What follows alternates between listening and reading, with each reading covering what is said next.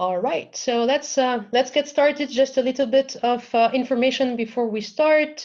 This is co-produced webinar between 42Crunch and WSO2. I'm going to leave you in the capable hands of Sanjeeva in 30 seconds. Just a couple notes. So this session is being recorded, so you will be able to access that after the webinar completes. And please, as you have questions during the webinar, ask them in the Q&A section, not in the chat if you can, just in the Q&A section. And we'll answer those at the end of the webinar. And if we can't go through all of them, then we'll create a little blog with all the questions and all the answers, so no question goes unanswered. And with that, I'll let Sanjeeva start the webinar. Thank you very much. Okay, thank you very much, Isabel. So everyone, welcome to our webinar on API security audit. So my name is Sanjeeva Managoda. I'm working at WSO2 as software architect. So in my role, I'm primarily work on WSO2 API Manager product, and it's research and development and technical support side. So today I have Isabel with me, and also we have Sanjula Madhurapperuma, who is a training engineer at WSO2. So in this webinar, we will discuss about the integration of WSO2 and 42Crunch. So basically, in this webinar, we are planning to cover like basics about the API and API security, and some of the capabilities of WSO2 API Manager. And as a WSO2 API management team, why we decided to have this partnership with 42Crunch. Then Isabel will go into deep about like technical capabilities of 42Crunch, and she will explain how 42Crunch security audit report can be analyzed and those stuff.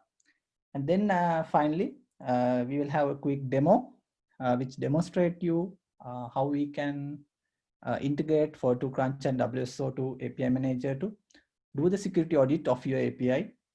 And then after going that demonstration, we will explain all the configurations and the UI options and everything you can do with this integration.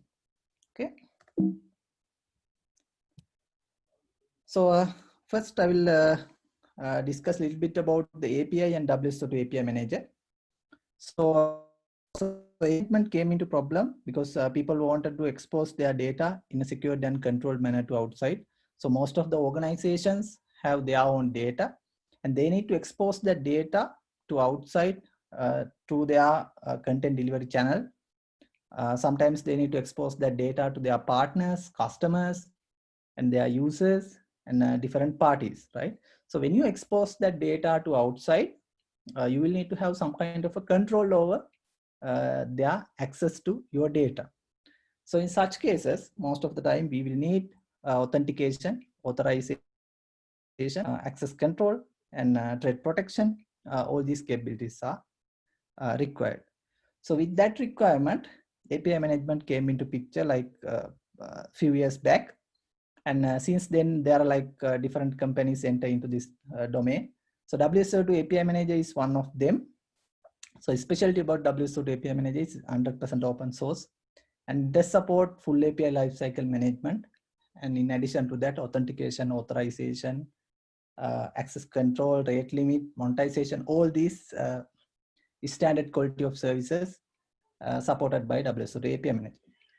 So now I'll go through some of the component of the WSO2 API Manager. While doing our demonstration, you will see some of these components. For example, when you see our demonstration, you will see how you can create API and how you can do the security audit kind of thing. So let me go through quickly this component. First one is API Publisher. API Publisher is the place where API developers go and create their API. So as API developer, you may start with Open API definition or any other API definition that you have. It can be GraphQL definition or anything like that.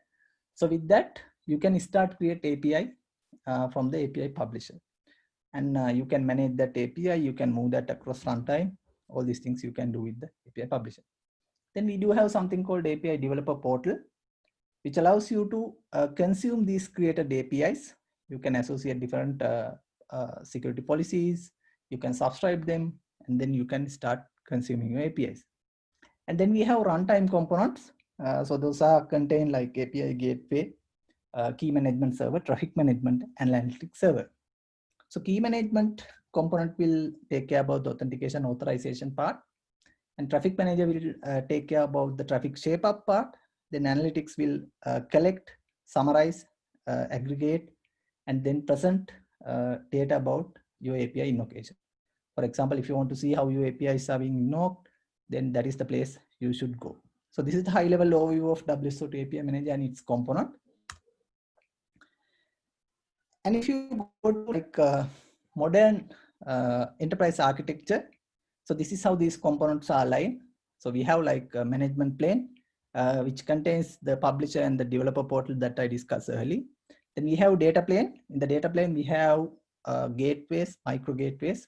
So these things can be deployed in the Istio, Kubernetes, or any other cloud services that you are preferred. And then we have like control plane, which will like contain key management, traffic management, and anomaly detection part. So all of these things can be integrated with the integration layer. So if you have like complex mediation and other requirement, then integration layer will take care about that part. And also, of course, we have like identity component. So these are the high level component overview if we position our products into modern enterprise architecture. So then API security is something very important. So in a recent report, Akamai mentioned that 83% of the web traffic is now API traffic. So this was released like 2019. So that means majority of the internet traffic now converting towards the API traffic. So 80% means huge. So with that, you can imagine a number of API calls and the number of data volume transferred through these APIs.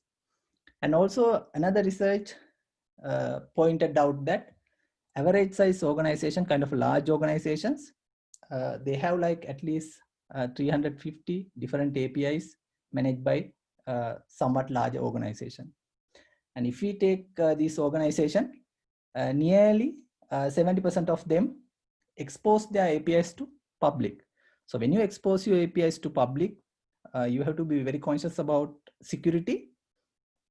So that is another important fact we have to consider here. And also, since APIs are becoming more and more popular, then attackers, hackers, all these people are also involving these activities. So with that, API is already identified as most frequently attack vector for the enterprise web applications. So with this, hackers also know now there's like almost all the organizations expose their API to outside, and with that they can get all the data that need. So they are also heavily invest on this area. They are also do some kind of a sophisticated attacks on this area. So that is why API security, we need to focus more and more on API security than ever before.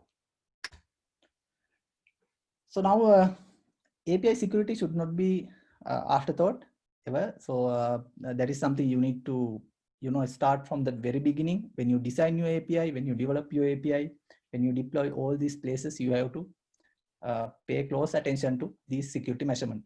So due to any reason, like if we did not consider these things, malicious users and hackers, attackers, they can access your APIs. So these attacks can negatively impact for your organization. So there can be operational level disruption. So if you rely on your data with your organization's day-to-day operations and activities, these operation disruptions can happen. And also when this kind of attack happen, it easily goes to outside public community. So that will have negative impact on your organization. As a result, you may see people may not use your services, and as a result of that, sometimes you will have that can have impact on your revenues as well. And also, if you have your partners and your client's data and you expose them to outside. So that can lead to complicated legal problems as well. And when someone know your systems are vulnerable, they will not just stop by one attack, they will do repetitive attacks. And that can eventually like lose you like millions of dollars. And also your partners, your, like I mentioned earlier, your partners, your customers, clients, all their data can be stored within your system. So through this attack, if they access to their data, then again, they also become vulnerable. So as you can see, like this is kind of a huge problem. So that is why API security is something we need to pay very close attention.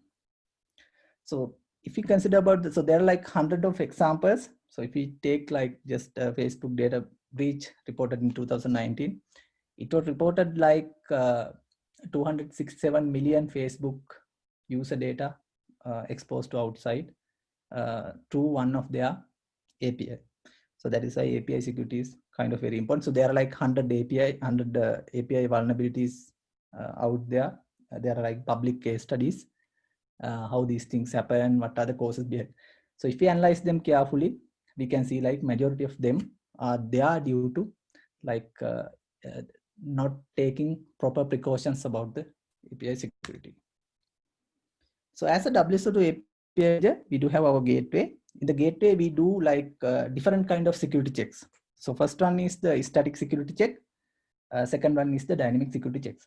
So static security checks means we do apply certain security policies irrespective number of API calls or number of volume that we are getting. So that means we have fixed policy. We will execute that for each and every request that are coming. And then we decide whether this request should go out or it should block. So these are like SQL injections, parsing attacks, payload attacks, schema validation, TLS and SSL level enforcement. So these things are fall under static checks. So if we consider about dynamic attacks, rate limiting for APIs, throttling, authentication, authorization, all these things are dynamic. I mean, that depends on the request volume that you send and your users' behaviors, right? And also we have like anomaly detection, artificial intelligence based threat detection and other stuff, right? So with this 42Crunch integration, for the static checks, we are trying to add two more capabilities. First one is the API security violations and vulnerabilities. Next one is the API implementation and API contract mismatches. So if we consider about the dynamic side of this, then with the 42Crunch, you can like do the real-time protection with the API firewall. So this webinar mainly focus on the static attack and how you can prevent them with the 42Crunch. So when Isabel speaks, she will discuss about these things in detail. So this is the combined security feature overview of WSO2 API Manager. So like I mentioned earlier, we have like payload scanning kind of thing. So with that, we can like do the threat protection. If someone try to, send the cohesive parsing attacks, XML bomb kind of thing, we can detect them. Access control wise, we can do the authentication, authorization, and token translation. And then rate limiting we can do, network level privacy also available. And we are using AI capabilities to block some of the advanced attacks, data exfiltration attacks, distributed DDoS attacks, DOS attacks kind of thing. So then on top of all these things, we think like we were like thinking, so most of the time when people start develop their API, they start with Open API definition, right? So just by looking at Open API definition, you can identify so many vulnerabilities, right? So that is something we haven't paid close attention. So then we later thought like, this is something we can easily do, right? I mean, we can like have a look at on this definition, and from the definition, like you can see how the security measurements are enabled, how these models are organized, all these things we can see, right? So that is why we specifically decided to have this partnership with 42Crunch. So they were like doing this so well. They have like 200 plus different security measurement when they do their security audit. So that's the overall idea about having this partnership. So with this, I will hand over this session to Isabel. So she will go into more deep about these 42Crunch based API security audit part. So over to you, Isabel. Thank you very much, Sanjeeva. So yes, Sanjeeva is going to be my page turner, so we don't switch around. That's why you're going to hear me say next, next. That's for indication for him to go to the next slide. Okay, so I just want to spend a bit of time to explain it for people who don't know about this here. What do we do at 42Crunch and how complementary our solution is if you're AD and WSO2 customer. Okay, so you go to the next slide. So at a high level, so I'm one of the three co-founders of the company, and at the high level, when we started this company, one of the things we wanted to do was how do we help developers be key actors of API security?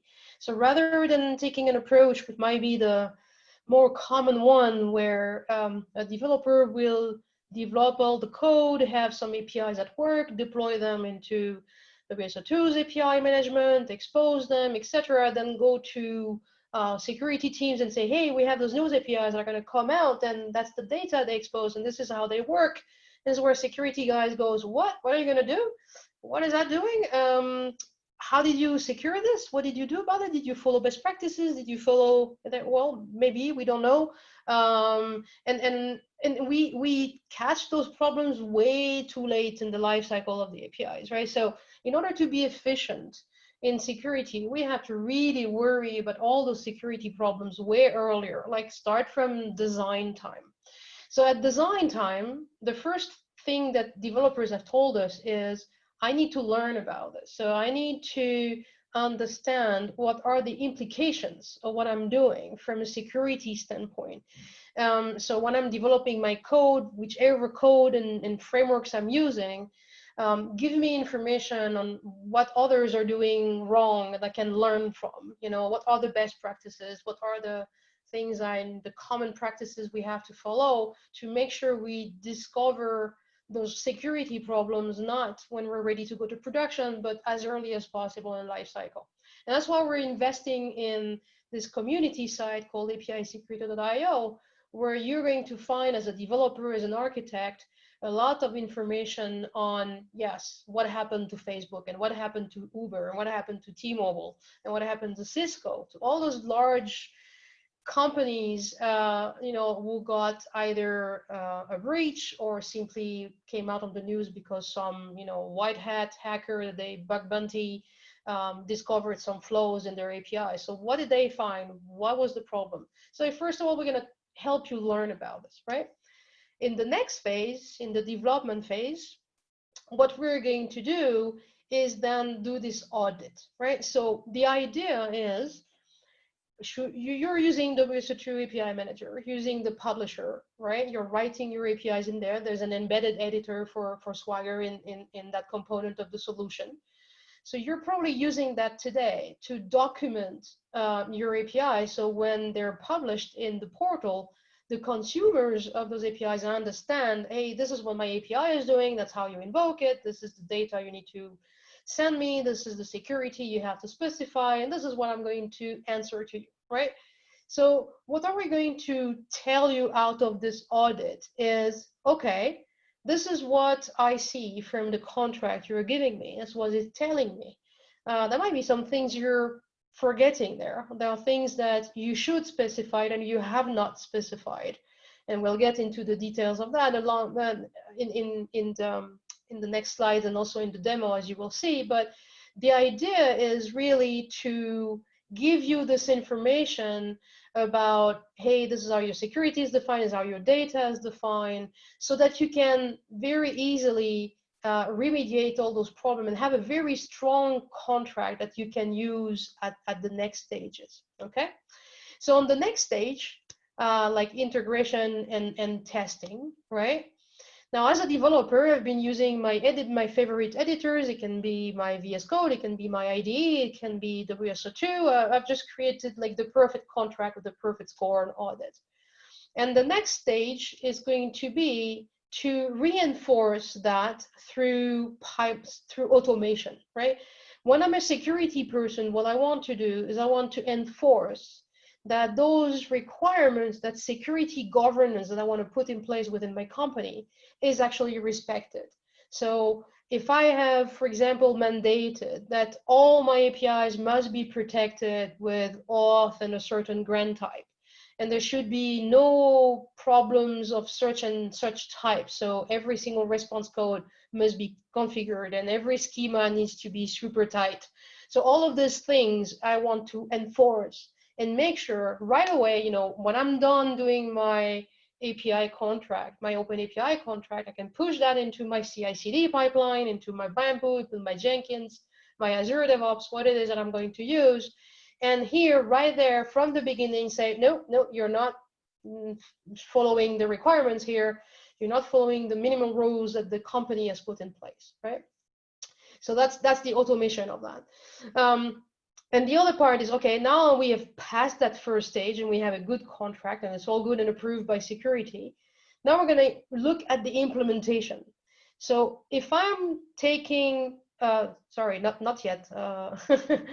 If I'm taking the Open API definition, right, and I'm invoking it, and I'm invoking your API, I will be able to test how well the API conforms to that implementation, right? So I can have, hey, this is what my API is supposed to do, but if I'm invoking it with wrong data, like I'm sending you an integer instead of a Boolean, I'm sending you a wrong content type, I'm sending you invalid tokens, etc., how is your API going to react to that? Is it reacting properly?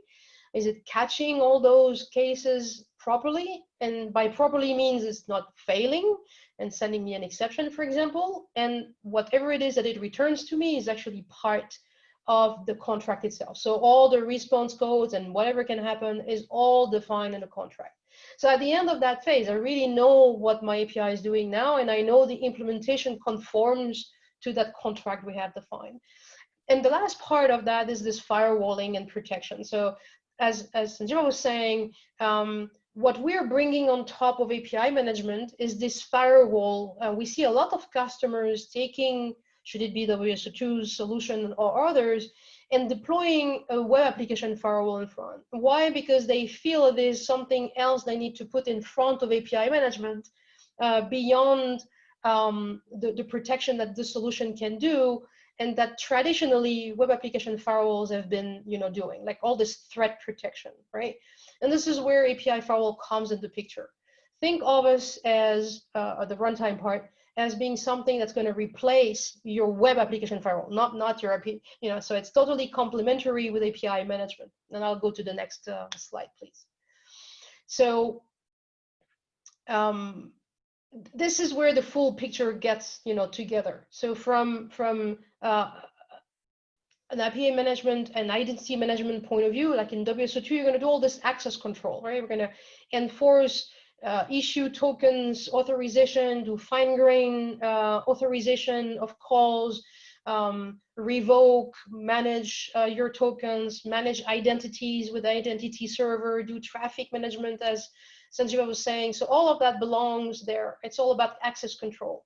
Where we focus is more on the threat protection side, right? So everything related to validations from a security standpoint, right? So ensure that no bad data comes your way, and we do this in a scalable way. So let me explain now and get into more the audit part. So if you can go to the next slide. Okay, so the audit really is the first step in that entire flow, and that's what we're going to concentrate on right now.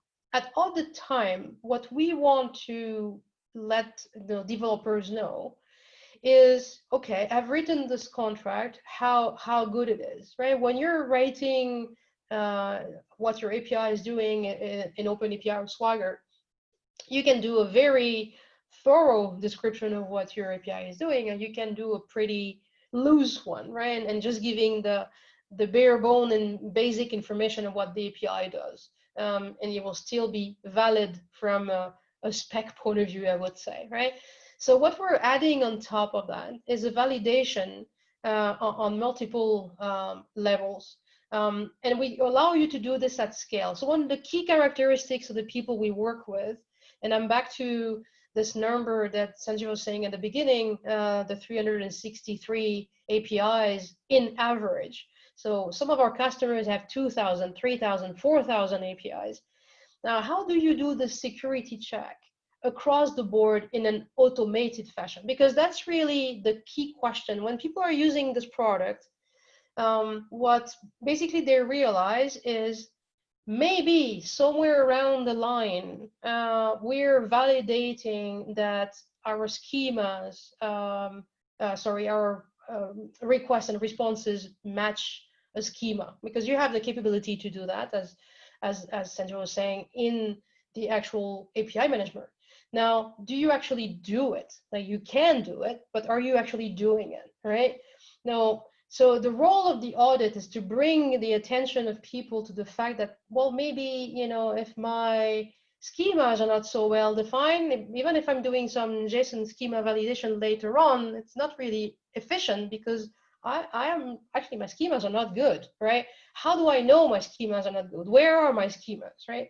And the advantage of OpenAPI is you can put into this single file all the information about your API. You can put all the description, the documentation, what it does, all the data flowing in, flowing out. So you have a single place in a single file that gives you visibility of what your API is actually doing, and gives that visibility to everyone, not just to development, but also to the ops people who are going to have to deploy this, and also to the security people. So the audit will give you, okay, that file, how complete is it, right?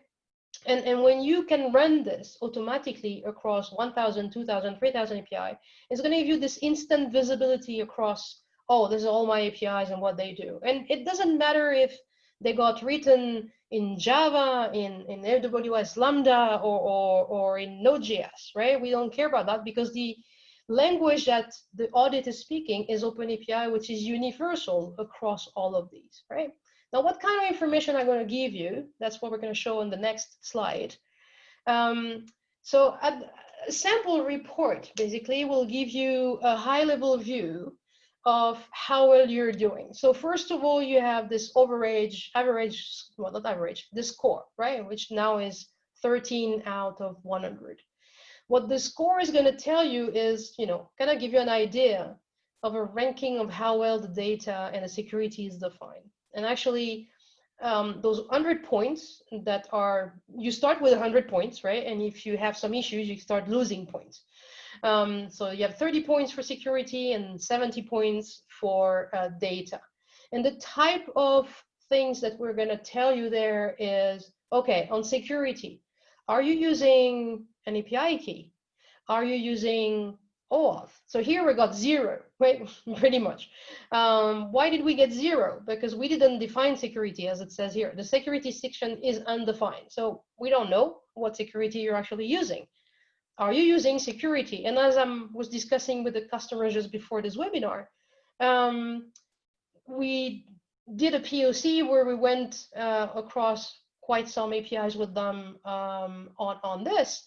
And the realization they came to was, you're asking a good question. It was like, where is this defined? How are we making sure that every single API has OAuth in front if this is not expressed in here? How do we know? How do we govern that? So this kind of information this is going to give you, right? Then it's going to tell you how well your data is defined. So, and this is mainly about constraints. So if you want, if you're doing a JSON schema validation, right? What you need is that schema needs to be as precise as possible. If all you tell is, oh, I have a value coming in, it's called account number, and it's a string, okay. Is it required? We don't know. What is a string? What is an account number? Is it 1, 2, 3, 4 in a string format? Is it has dashes in it? It has spaces in it? How big it is? Is it 20 characters? Is it 50 characters? Is it 100 characters? We don't know, because that's not written in there. And if the schema you have in your OpenAPI file is the one you actually use to validate things, well, that validation, unfortunately, is not really valid, right? Because the actual definition of your schema is not, it's too loose to actually be, useful, basically. Okay. So yeah, next slide, and I think I'll let Sanjeeva continue.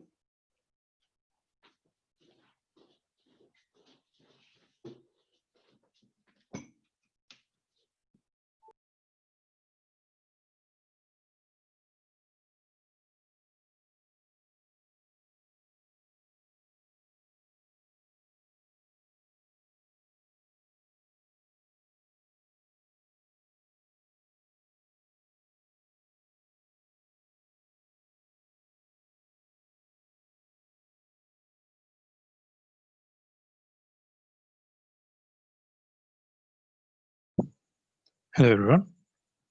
So how can we secure APIs proactively?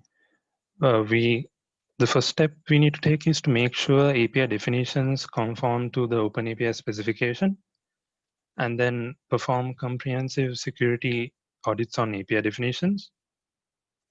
And then the integration implementation. When we come to the integration in WSO2 API Manager, the API security audit functionality is built into WSO2 API Manager. Once it is enabled, you will see an Audit API button, which will be shown in the API definition tab in API Publisher.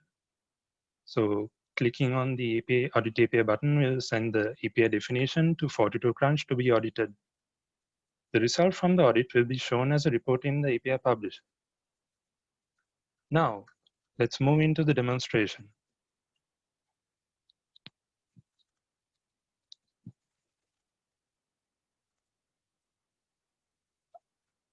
Hello everyone, if I have not introduced myself before, I am Sanjula Madhurapparama, and I will be conducting the demonstration of this integration. To enable this feature, you only need to provide 3 properties to the deployment tunnel configuration file. I'll show you the configuration file. In the configuration file, you just need to enter this security audit block. In this block, you get 3 properties: the API token, the collection ID, and a global property. This global property refers to whether the audit functionality and the API token and collection ID properties are shared with all tenants or only the super tenant. For those of you who are not familiar with tenants, a tenant in WSO2 API Manager is a separate business level entity, such as a department, group, or any other domain that can be logically distinguished. Per tenant configuration is also possible, but for the purposes of this demonstration, we will stick to the default supertenant configuration. And the API token and collection ID properties will be retrieved from the 42Crunch platform dashboard.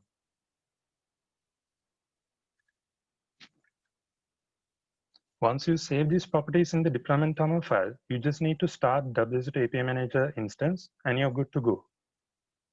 I'm in the API Publisher portal. Here I have made an API called PixieUp API using Open API definition version 3. This API is in the created state. This feature can also be used even before an API is published.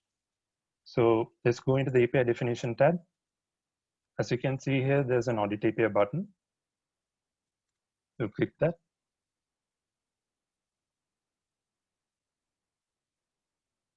So as you can see, there is a structural error in the API definition that we are using. If any structural issues are found, it usually means that the Open API definition sent for auditing is invalid. Therefore, an audit is not conducted on the definition until the said issues are resolved. In this case, the property scopes does not seem to be defined for the OAuth2 security scheme.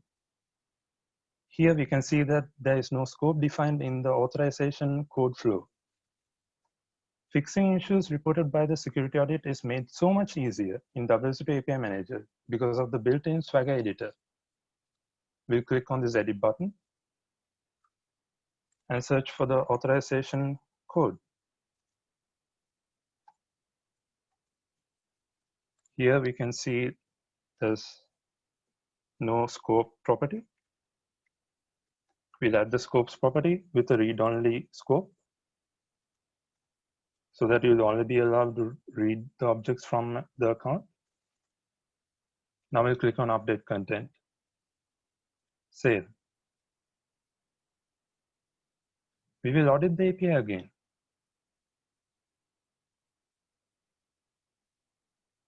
Since we have resolved all of the structural issues, as you can see, there are no structural issues here. We have presented with the API security audit report. It has been audited and returns a score of 71 out of 100. We can also see here that the overall severity of the API definition has been rated critical, which means that one or more issues present in this report are critical vulnerabilities. There are 5 security levels, with info being the lowest and critical being the highest. Scores for the security and data validation section are also displayed in the summary of the report. OpenAPI format requirement issues are not taken into account when calculating the score for the audit report, as you can see here. Now we'll see what it's like analyzing and fixing some of the issues pointed out by the security audit report. In the semantic errors section in OpenAPI format requirements, there's one issue where a response object has been incorrectly assigned an incorrect HTTP response code. Here it says 20, where clearly it should be 200. We'll go ahead and fix that by editing the definition.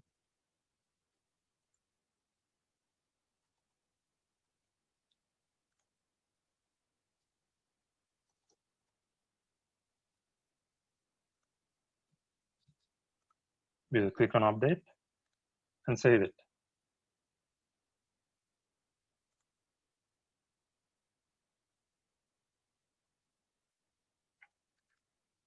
When auditing the API again, we can see that that issue has been resolved, and what we are left with is the best practices issues.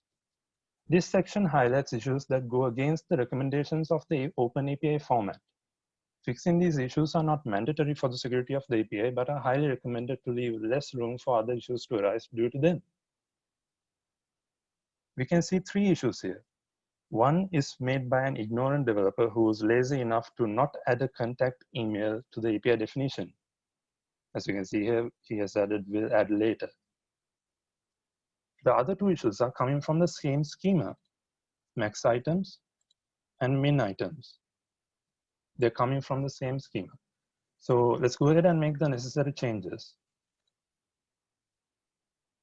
We'll add a valid email address here.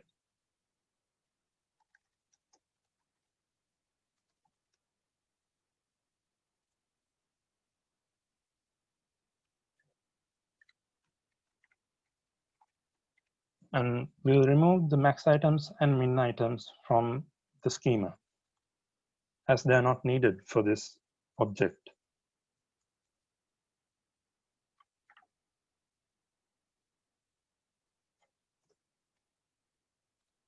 We'll update the content again and audit it.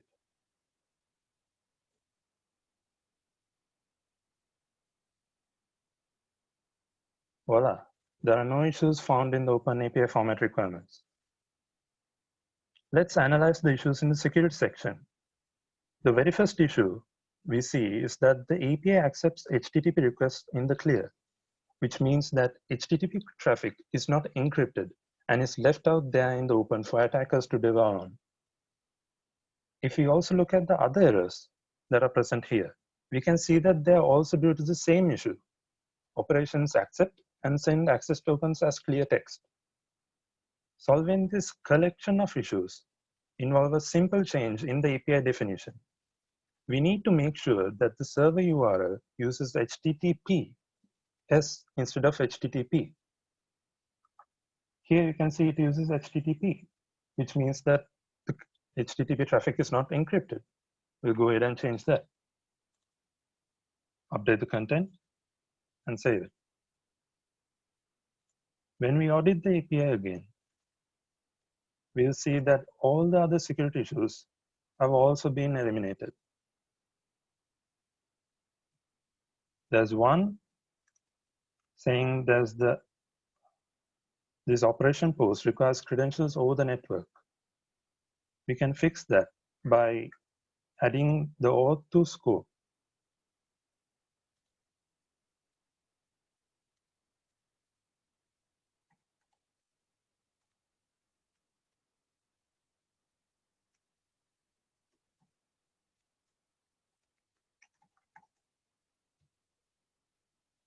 Let's update the content.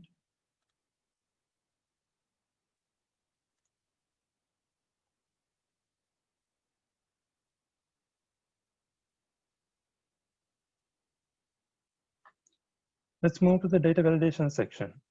The first issue mentions that there is no schema defined in the parameter object. If you don't define a schema for your parameters, there's no limiter as to what is accepted as the input, which will in turn open up the backend server to serious attacks like SQL injections or buffer overflows. This can be avoided by defining the schema or content property. Here in the parameters object, you see that there is no schema object. Let's add that schema object.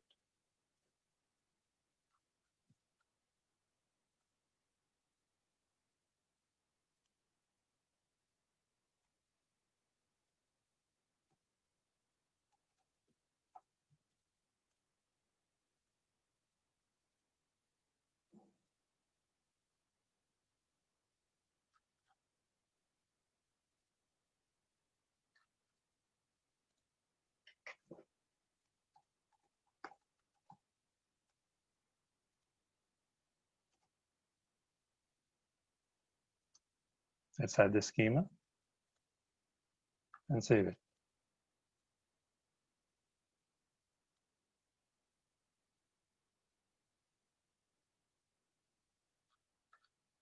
We can see that that issue has been resolved. Now, the last issue we have in the data validation section is that a stream schema has no pattern defined. The schema in users does not have a pattern defined. Let's go ahead and add this pattern.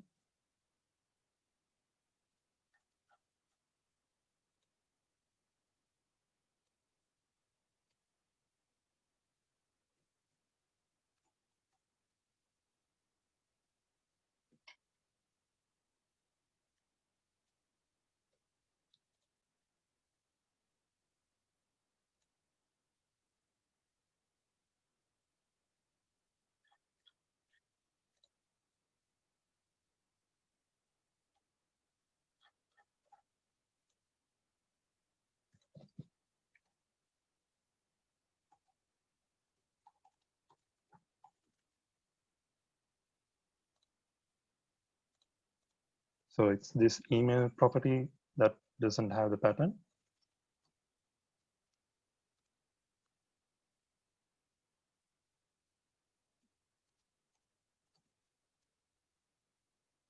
Let's update the content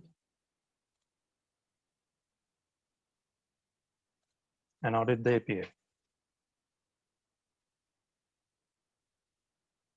As you can see, the data validation issues have been resolved. And it is like this that you can take advantage of the 42Crunch security audit feature in WSO2 API Manager. I hope you learned about some of the common vulnerabilities in API definitions, how they can be easily fixed by using the 42Crunch API security audit integration in WSO2 API Manager, and as a result, proactively secure your APIs. Now we will move on to the Q&A session. But before that, if you need to know more details about this security audit feature in WSO2 API Manager, please go ahead and visit this link where you can see the documentation page for this security audit feature. Now we will move on to the Q&A session.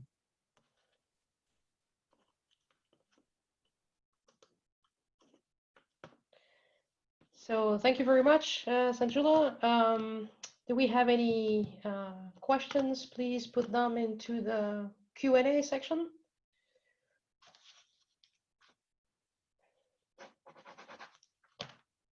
Okay, so one question is about how to know which fix has to be made. So maybe it's easier if I respond that, but you can show it. Can you go to API security.io, Sanjula, and show the encyclopedia there? Yeah, sure. Please, or link it from, since you have the link from the publisher as well.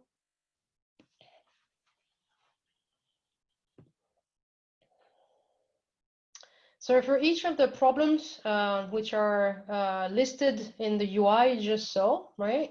Behind each of those, you have a problem, right? And those problems, they're documented inside API security.io, but they're also available when you click on the I think you have put a link in the UI, right, in the publisher, Sanjula, so you can go straight into that documentation from I'll show that right now. From there, and then this is the information you would need to use exactly to understand. Okay, what is the problem? Why is this happening? What are the what is the impact of that problem, and how, maybe more importantly, how to remediate it? Okay. Okay, the next question is for you guys: is the audit feature available with the community version of WSO2?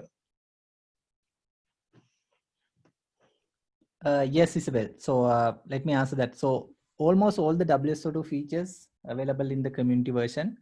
So we don't have two different versions like commercially supported one and community version. So we are exposing the same thing. So in the commercially supported, only difference is we do support provide updates and proactive updates and fixes through the support channel. So other than that, both are same. So from API Manager 3.1 onward, you can enjoy this feature. Great, and I guess the companion question is, how do you, what do you have to do on the 42Crunch side to actually have this working? So maybe I can answer to that at a high level. So what we have is a SaaS platform, right? So in order to implement this feature, what WSO2 has done basically is leveraging our REST API. In order to invoke the REST API, you need to have an access token, right? So if you want to configure the integration between the two products, you'll have to basically register to our platform. You can do that. You can do a self-registration if you want to try this. We're a bit similar philosophy to WSO2 on no freemium feature. So we have other limitations. It's not open source, but it's freely accessible. But you can self-register. You will have access to the audit. You will be able to generate an access token and then put it in the setup that Sanjula was showing at the beginning of his demo. And I believe there is a guide that comes in WSO2's documentation that explains exactly what you have to do and the steps to follow.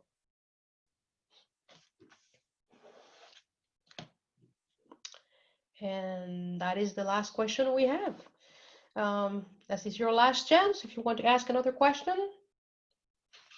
And if not, we're going to wrap this up. Yeah, looks like that's the last question. So thank you everyone for attending. Thank you Sanjula and Sanjiva for presenting with us. And if you have any questions, let us know.